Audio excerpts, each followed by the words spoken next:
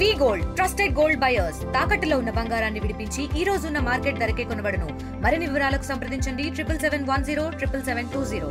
కర్నూలు జిల్లాలో జరిగినటువంటి బస్సు ఘోర అగ్ని ప్రమాదానికి ఆహుతి అయిపోయినటువంటి ఘటనలో ప్రధానంగా కీలకంగా మారినటువంటి వ్యక్తి బైకర్ ఎవరైతే ఉన్నారో శివశంకరు. ఆ శివశంకరు ఇటు నుంచి వెళ్తూ అంటే హైదరాబాద్ టు కర్నూలు వెళ్ళేటువంటి, హైదరాబాద్ టు బెంగళూరు వెళ్ళేటువంటి రహదారి అది. ఈ వెళ్ళేటువంటి క్రమంలోనే ఇక్కడ ఉన్నటువంటి హెచ్పి పెట్రోల్ బంక్, చిన్న టేకూరు దాటిన తర్వాత కియా ఆపోజిట్ ఉన్నటువంటి హెచ్పి పెట్రోల్ బంక్ ఏదైతే ఉందో ఈ పెట్రోల్ బంకులోనే పెట్రోల్ 2 గంటల 22 నిమిషాల ప్రాంతంలో ఇక్కడ పెట్రోల్ బంకులోకి రావడం జరిగింది. ఈ మార్గం ద్వారా ఇటు వస్తూ మనకి పక్కన ఉన్నటువంటి విజువల్స్ చూస్తూ ఉన్నాం మనము. సీసీటీవీ కెమెరాను ఆధారంగా చూసుకుంటే ఇటు సైడ్ నుంచే అంటే కర్నూలు వైపు నుంచి పెట్రోల్ బంకులోకి ప్రవేశించినట్టు ఈ మార్గం గుండా ద్వారా లోపలికి వచ్చినట్టు మనకు ప్రధానంగా తెలుస్తుంది. ఈ పెట్రోల్ పంపులో 1, 2, 3, 4, 5, 6 పెట్రోల్ పంపులకు సంబంధించి ఉండే ఒక దాంట్లో పెట్రోల్ డీజిల్ 1, 2లో ఉన్నాయి. తర్వాత 3, 4 సంబంధించినటువంటి దీంట్లో పవర్ సంబంధించినటువంటి డీజిల్ ఉన్నటువంటి పరిస్థితి అయితే 5, 6 దాంట్లో పెట్రోల్ కమ్ పవర్ సంబంధించినటువంటి పెట్రోల్ వేస్తున్నటువంటి పరిస్థితి.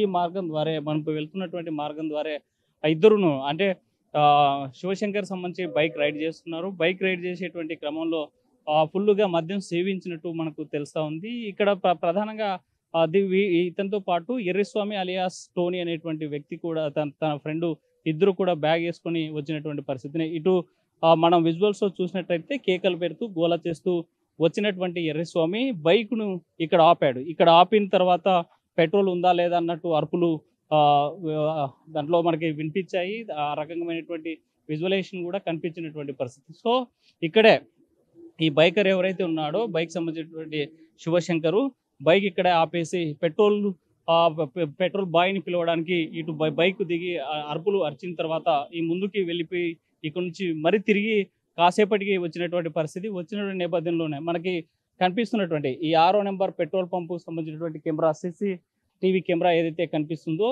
ఈ కెమెరాలోనే అతను వచ్చేటువంటి విజువలైజేషన్ పక్కాగా క్యాప్చర్ అయినటువంటి పరిస్థితి. ఇక్కడే తిరిగి మనం బండి తీసుకుంటున్నటువంటి క్రమంలో వాహనం అయితే తన బైక్ తిప్పుకుంటూ వెళ్ళేటువంటి క్రమంలోనే స్కిడ్ అయినటువంటి పరిస్థితి. అప్పటికే తూగుతూ మధ్య మత్తులో ఉన్నటువంటి పరిస్థితి. బండి తిప్పలేనటువంటి పరిస్థితిలో, హ్యాండిల్ చేయలేని పరిస్థితిలో కూడా తను క్రాస్ చేసుకొని ఇక్కడ మనకి స్పష్టంగా కనిపిస్తుంది. హ్యాండిల్ వేసినటువంటి క్రమంలోనే ఇక్కడ ఉన్నటువంటి కాస్త ఇక్కడ దెబ్బతిన్నటువంటి మనం సిమెంట్ సంబంధించినటువంటి హ్యాండిల్ ఇక్కడ మన స్టాండ్ చేసినటువంటి క్రమంలో ఈ బండి తిప్పేటువంటి క్రమంలోనే ఈ డ్యామేజ్ జరిగినట్లు మనకి స్పష్టంగా తెలుస్తుంది. సో ఇక్కడే స్టార్ట్ చేసుకొని వెళ్ళేటువంటి క్రమంలో ఒకసారిగా బండి స్కిడ్ అయినటువంటి ప్రాంతం ఇది. ఇక్కడ స్కిడ్ అయ్యి కింద పడిపోయాడు. మరి కాస్త ముందుకు వెళ్ళగానే మరోసారి స్కిడ్ అయినటువంటి పరిస్థితి ఇక్కడ స్పష్టంగా కనిపిస్తుంది. సో మొత్తంగా చూసుకుంటే పెట్రోల్ వేయించుకున్నాడా లేదనేటువంటిది క్వశ్చన్ మార్క్. మనకి విజువల్స్లో చూస్తే ఎక్కడ పెట్రోల్ వేయించుకున్నట్టు కనిపించలేదు. కానీ ఇక్కడ రాత్రి వేళల్లో కేవలం 1-2 సిబ్బంది మాత్రమే పనిచేస్తూ ఉంటున్నటువంటి పరిస్థితి. మనం ప్రస్తుతం ఈ పెట్రోల్ బంక్ పరిస్థితిని గమనిస్తే మాత్రం ఇది నిత్యం 24/7 పనిచేస్తున్నటువంటి పరిస్థితి. ఈ నేపథ్యంలోనే వచ్చినటువంటి ఎర్రస్వామితో పాటు తన ఫ్రెండ్ ఇప్పుడు ఎవరైతే మృతుడు బైకర్ శివశంకర్ ఉన్నారో ఇద్దరు కలిసి వెళ్ళినటువంటి పరిస్థితి. అయితే ఈ బైకర్ ఎక్కడికి వెళ్తున్నాడు ఆ సమయంలో 2 గంటల 22 నిమిషాల సమయంలో ఇక్కడ పెట్రోల్ బంకుకు వచ్చినటువంటి పరిస్థితి. ఒకవేళ తాను తల్లి చెప్తున్నటువంటి వర్షన్ ఒకసారి పరిశీలించినట్లయితే తాను పనిచేసేది గ్రానైట్ పని, బండల పని, పాలిష్ పని అంటే ఫ్లోర్స్ వేసేటువంటి బండల పని చేసేటువంటి వ్యక్తి. అలాంటి వ్యక్తి డోన్లో పని దొరికింది వెళ్ళొస్తానని చెప్పి తల్లితో చెప్పి వెళ్ళాడు. కానీ వెళ్ళినటువంటి వ్యక్తి రాత్రి 2:30 గంటల వరకు ఆ సమయం వరకు ఎక్కడున్నాడు, ఎక్కడికి వెళ్ళాడు, ఏం చేస్తున్నటువంటి పరిస్థితి. మనం నేషనల్ హైవేలో జరిగినటువంటి ప్రమాదాన్ని ఒకసారి పరిశీలిస్తే అక్కడ ఉన్నటువంటి సీన్స్ ఆఫ్ ఇప్పటిదాకా చూసాం. కానీ అతను కర్నూలు నుంచి డోన్కి వెళ్తున్నటువంటి ఫ్రేమ్ ఆఫ్ ఆఫీషియా కనిపించింది. కానీ డోన్ నుంచి కర్నూలుకి వస్తున్నట్లు ఎక్కడ కనిపించినటువంటి పరిస్థితి. దీంతో అసలు ఏం జరిగిందనేటువంటి అంశం మీద కూడా క్వశ్చన్ పెద్ద ఎత్తున చర్చ జరుగుతున్నటువంటి అంశం. దీని మీద పెద్ద డౌట్ కూడా ఉన్నటువంటి పరిస్థితి. సో దీనిపైన పెద్ద చర్చ జరుగుతుంది. అసలు ఎవరు ఈ ప్రమాదానికి కారణము ముందుగానే ఇక్కడ నుంచి సుమారుగా ప్రమాద స్థలానికి 5-6 కిలోమీటర్లు దూరంగానే ఉంటుంది. అయితే వెళ్ళినటువంటి క్రమంలో అక్కడ బైకర్ని వెనుక నుంచి వచ్చినటువంటి బైక్ అతను వెళ్తున్నట్టు సమయంలో ఏదైనా గుర్తు తెలియని వాహనం ఢీకొట్టి వెళ్ళిపోయిందా, లేకపోతే తాగినటువంటి మైకంలో ఇప్పటికే సీసీటీవీ ఫుటేజ్లో కనిపించినటువంటి అంశాన్ని చూసినట్లయితే తను పూర్తి స్థాయిలో తూగుతూ ఉన్నటువంటి పరిస్థితి ఉన్నటువంటి నేపథ్యంలో ఇక్కడికి వెళ్ళిపోయి బండి కింద పడిపోయినటువంటి పరిస్థితి ఉందా అనేటువంటిది క్వశ్చన్ మార్క్గా కనిపించింది. ఈ నేపథ్యంలోనే వెనుకగా వస్తున్నటువంటి ఆ బస్సు వెళ్ళిపోయినటువంటి కొన్ని క్షణాల్లోనే ఇంకో వాహనం కూడా వెళ్ళిపోయినటువంటి పరిస్థితి. ఆ నేపథ్యంలో వెళ్తున్నటువంటి క్రమంలో ఇబ్బందికరమైనటువంటి పరిస్థితుల్లోనే ప్రమాదం జరిగిందనేసి భావించవచ్చు. మనతో మాట్లాడడానికి ఇక్కడ పెట్రోల్ బంక్ సంబంధించినటువంటి పర్సన్ ఉన్నాడు. చెప్పండి బ్రదర్, అసలు ఆ రోజు రాత్రి ఏం జరిగింది మీకు తెలిసి ఏం జరిగింది? ఆ రోజు నైట్ రావడము వాళ్ళు 2:22కి వచ్చారు. 2:22కి వచ్చి డైరెక్ట్ పెట్రోల్ పంప్ దగ్గరికి వెళ్ళారు. ఆ పెట్రోల్ పంపు నైట్ 10కి క్లోజ్ చేసేస్తాం మేము. ఆ 10కి క్లోజ్ చేసిన తర్వాత అన్న ఇక్కడ రండి అని చెప్పి మా పంబాయి పిలిచాడు. మా పంబాయి దగ్గరికి ఇక్కడికి ఇద్దరు నడుచుకుంటూ వచ్చి అన్న ఇక్కడ రావాలా ఎట్లా అని జాగ్రత్తనే మాట్లాడారంట. ఏం ర్యాష్గా అయితే అట్లాంటివి ఏం చేయలేదు వాళ్ళు. అంటే మనం ఈ పెట్రోల్ పంపులో ఎన్ని పంపులు ఉన్నాయి, ఎంతమంది నైట్ డ్యూటీస్ చేస్తూ ఉంటారు? పెట్రోల్ బంకులో అయితే 3 DUలు ఉన్నాయి. 3 DUలలో 4 డే డ్యూటీలో ఉంటారు. నైట్ డ్యూటీలో డే బై డే అంటే షిఫ్టింగ్స్ ఉంటాయి. 10కి 3 మెంబర్స్ పోయి పడుకుంటారు. ఇంకా 1 మెంబరు 10 నుంచి 2 వరకు ఒక డ్యూటీ చేస్తారు. 2 నుంచి 6 వరకు ఒక డ్యూటీ చేస్తారు. 2 నుంచి 6 వరకు డ్యూటీ చేసే అతనికి నేను నిన్న పొద్దున జరిగినటువంటి స్పాట్ దగ్గర ఫొటోస్ తీసుకొని వచ్చాను. అని ఇట్లా నైట్ యాక్సిడెంట్ అయిందంట అని అడిగారు నన్ను పంపాల్సిన. అడిగినప్పుడు వాళ్ళది అవును జరిగింది, ఇట్లనే ఇప్పుడే చూసి వస్తున్నాను అని చెప్పి ఆ ఫొటోస్ చూపిస్తే అన్న మన దగ్గర పెట్రోల్ పోయించుకొని పోయినాడు ఈయన అని చెప్తే మా ఓనర్ గారికి చెప్పి సీసీ కెమెరా చెక్ చేసాము. చెక్ చేసిన తర్వాత అతనే ఉన్నాడు, అదే శివశంకర్ అన్నారు కదా అతను అక్కడ నిలబడేసి భయ ఇక్కడ రాండి పెట్రోల్ పోతున్నాడు అని పిలిచినారు. మేబీ ఆయన నాకు తెలిసి లోపల పడుకున్నారేమో అనుకోవచ్చు, కానీ పడుకోలేదు. ఇక్కడ లారీకి కొడుతున్నాడు అవతల సైడ్, ఆ పంపు దగ్గర కనపడట్లేదు. అక్కడ నుంచి వచ్చి మొత్తం ఫిల్ చేసుకుని వెళ్ళిపోయినారు. ఎంత పెట్రోల్ ఫిల్ చేసుకుంటాడు ఎక్స్పెక్ట్ చేయలేమన్నా. క్యాష్ ఇచ్చినారు. ఫోన్పే చేసింటే అయితే ఫోన్పే ట్రాన్సాక్షన్ ఆ టైంలో చెక్ చేయొచ్చు. క్యాష్ ఇచ్చినారు కాబట్టి చెప్పడానికి రాదు. ఆ సమయంలో శివశంకర్ ఎలాంటి పరిస్థితులు ఉన్నాడు? శివశంకర్తో పాటు తన ఫ్రెండ్ వెనుక ఉన్నటువంటి వ్యక్తి శివశంకర్ అయితే మద్యం మత్తులో ఉన్నాడు అన్న. శివశంకర్ మద్యం మత్తులో ఉన్నాడు. వాళ్ళ ఫ్రెండ్ కొద్దిగా లిమిట్లో ఉన్నట్టు మా పంబాయి చెప్పినాడు నాకు. అంటే వాళ్ళు ఎటు నుంచి ఎటు సైడ్ వచ్చారు? మామూలుగా మనం విజువల్స్లో చూస్తే కర్నూలు నుంచి మీ పెట్రోల్ పంప్లోకి వచ్చినట్టు తెలుస్తుంది, కానీ వాళ్ళు ఎటు సైడ్ నుంచి వచ్చారు? వాళ్ళైతే ఎక్కడి నుంచి మామూలు ఇన్కమింగ్లోనే వచ్చారు, అవుట్ గోయింగ్లోనే వెళ్ళిపోయినారు. కరెక్ట్ రూట్లోనే వచ్చినారు, కరెక్ట్ రూట్లోనే వెళ్ళిపోయినారు.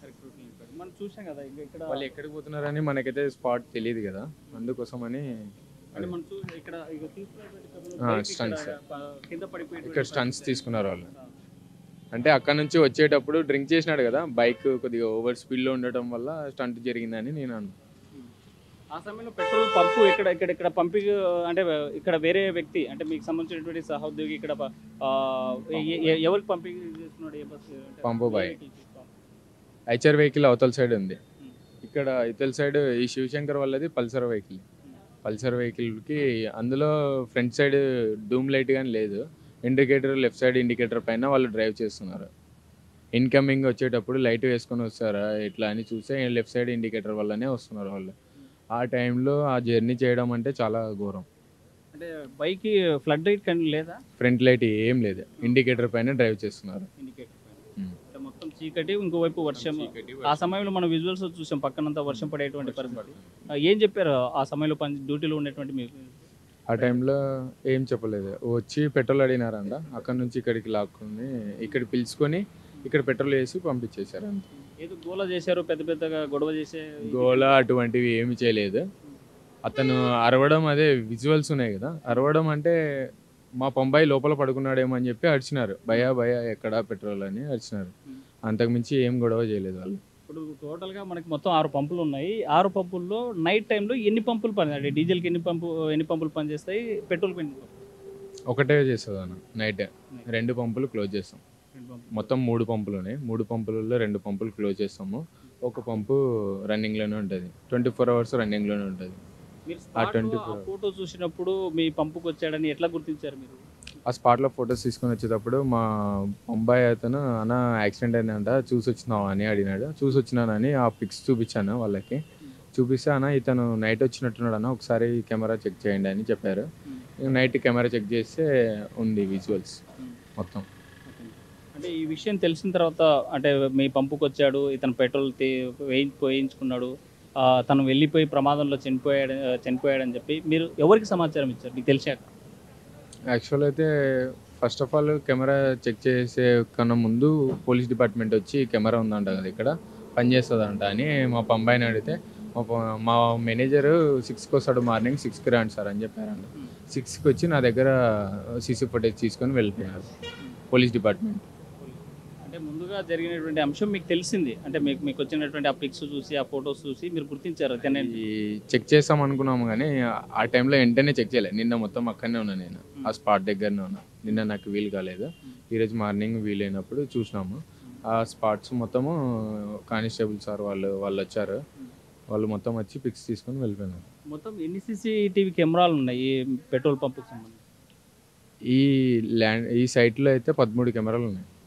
13 కెమెరాలలో మెయిన్ కనపడాలంటే అన్నీ వర్క్ చేస్తున్నాయి, కానీ కొద్దిగా లొకేషన్స్ బట్టి ఉంటుంది. ఆ వాళ్ళు కనపడే లొకేషన్స్ అయితే 3 కెమెరాలలోనే కనబడుతున్నారు. అది ఒకటి మెయిన్ ఫ్రంట్ కెమెరా, ఇన్కమింగ్ కెమెరాలోనే కనబడుతున్నారు వాళ్ళు. అది బైకు పల్సర్ బైకా లేకపోతే వేరే బైక్ అనేది మీకు ఏమన్నా? కెమెరాలో పల్సర్ బైకే కనబడుతుంది. పల్సర్ బైక్, పల్సర్ 160 కానీ 180 కానీ. ఇప్పుడు ఇంత జరిగింది, 19 మంది చనిపోయారు. మీ పెట్రోల్ బంకు నుంచి పోయిన తర్వాత కొద్ది సమయంలోనే ఇలాంటి ఘటన జరిగింది అన్నప్పుడు మీకు ఏమనిపించింది? చాలా ఘోరం అనిపించింది. అంతే.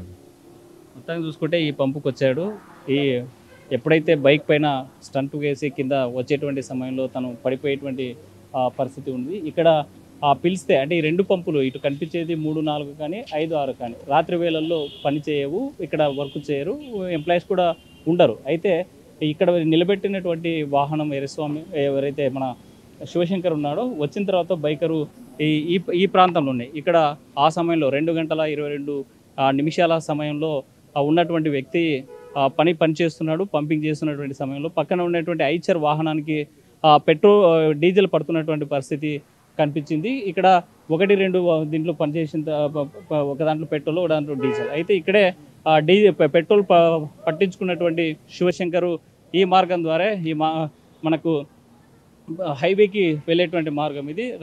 రైట్ సైడ్ నుంచి లోపలికి వస్తే లెఫ్ట్ సైడ్ నుంచి వెళ్ళేటువంటి మార్గం. రైట్ సైడు హైదరాబాద్ నుంచి వచ్చేటి మార్గం ఉంటే లెఫ్ట్ సైడు బెంగళూరుకు వెళ్ళేటువంటి మార్గం ఇది. ఈ మార్గంలోనే పూర్తి స్థాయిలో తను ఇక్కడ నుంచి మనకి సుమారు 5-8 కిలోమీటర్ల దూరంలో ఉన్నటువంటి ప్రాంతానికి వెళ్ళాడు. అక్కడ వెళ్ళేటువంటి క్రమంలోనే ప్రమాదం జరిగింది. అయితే బస్సు ఢీ కొట్టిందా, ఆ ప్రమాదానికి కాలి బూడిదైనటువంటి బస్సే ఢీ కొట్టిందా, అంతకంటే ముందు ప్రమాదం జరిగిందా, లేకపోతే తాగి తూరుతున్నటువంటి వ్యక్తి ఆ ప్రమాదంలో చనిపోయినటువంటి ఆ ప్రమాదం అంటే అంతకంటే ముందు ప్రమాదం జరిగిందనేటువంటి కోణంలో పోలీసులు అనుమానం వ్యక్తం చేస్తున్నటువంటి పరిస్థితి ఉంది. పోలీసుల అదుపులో శివశంకర్ సంబంధించినటువంటి ఫ్రెండ్ అదుపులో ఉన్నటువంటి పరిస్థితి అయితే ఉంది. అతను ఏం చెప్తాడనేటువంటి దానిపైనే పూర్తి స్థాయిగా ఆధారపడి ఉన్నటువంటి పరిస్థితి.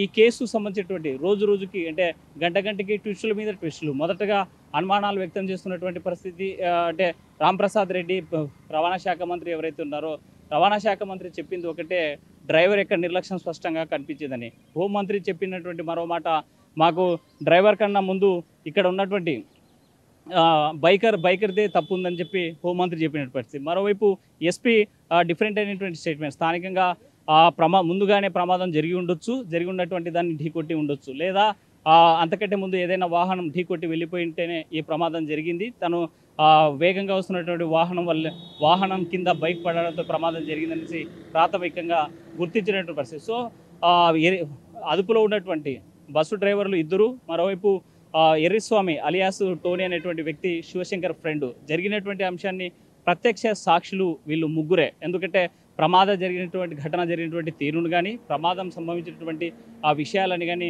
వీళ్ళు చెప్పితే తప్ప వెలుగులోకి రానటువంటి పరిస్థితి. జరిగినటువంటి నిజం ఏంటి అనేటువంటిది ఈ ముగ్గురు చెప్పే నిజాలను బట్టే ఈ ఘటన ఎలా జరిగిందో అనేది బయటకు వచ్చేటువంటి అవకాశాలు ఉన్నాయి. సో తాజాగా ఇది ఇక్కడ ఉన్నటువంటి తాజా పరిస్థితి. వీడియో జర్నలిస్ట్ చంద్రశేఖర్తో హుస్సేన్, నాట్ టీవీ, పెట్రోల్ బంక్ నుండి. తెలుగులో న్యూస్ కి ఫాస్టెస్ట్ యాప్ ఇప్పుడు టోటలీ న్యూ అవతార్లో. జస్ట్ 5 seconds లో కంప్లీట్ న్యూస్. సోషల్ మీడియాలో ట్రెండ్స్ కి one stop solution live TV app voice search option తో ఇప్పుడే డౌన్లోడ్ చేయండి లేదా అప్డేట్ అయిపోండి. యాప్ లింక్ డిస్క్రిప్షన్ లో ఉంది.